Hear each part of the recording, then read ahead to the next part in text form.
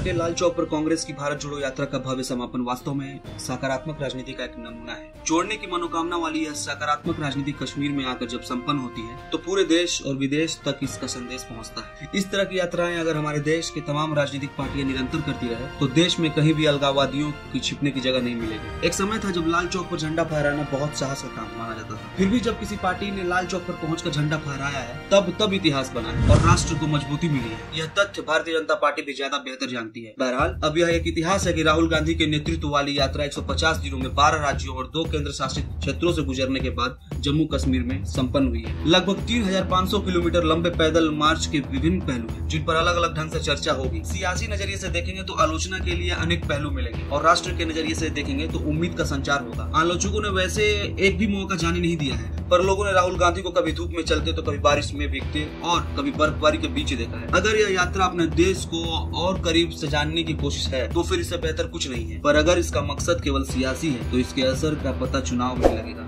आम लोगों के लिए यही संदेश है कि हमें यात्राओं के दौरान अपने देश को समझना चाहिए। गौर कीजिए, विवेकानंद और गांधी जी ने भी अपनी अपनी यात्राओं से इस देश को पहचाना था। इसमें क्या संदेह है कि जो नेता देश को ज्यादा बेहतर जानेगा, समझेगा, वह सियासी मोर्चे पर उतना ही कामयाब रहेगा। अगर इस यात्रा के दौरान 41,000 रुपए की टी शर्ट का आरोप लगा तो उस पर 10 लाख की सूट की प्रतिक्रिया हुई। सियासत में यही होता है, जैसी ध्वनि आप उत्पन्न करते हैं वैसे ही प्रतिध्वनि लौट कर आती है। भारत जोड़ो यात्रा की कुल ध्वनि सकारात्मक है। इसे आगे भी कथनी और करनी से बल प्रदान करने के लिए कांग्रेस नेताओं को सक्रिय रहना होगा।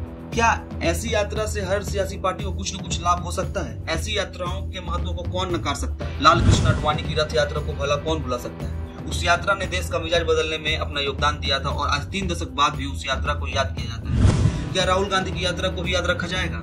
एक से बढ़कर एक दिग्गज इस यात्रा में शामिल हुए। लोगों ने अपनी पीड़ाओं से नेताओं को अवगत कराया। जरूरी है कि सभी पार्टियां उन पर गौर करें। तमाम सत्ताधारी पार्टियों को देखना चाहिए कि इस यात्रा में आम लोगों ने नेताओं से मिलकर क्या क्या शिकायतें की। इस यात्रा का व्यापक सफल तो तभी है जब लोगों की शिकायतों के समाधान की दिशा में पार्टियां अपने अपने राज्यों में तेजी से कदम बढ़ाएं। समय कम है, चुनाव पास आ रहे हैं, देखते हैं आगे होता है क्या। धन्यवाद।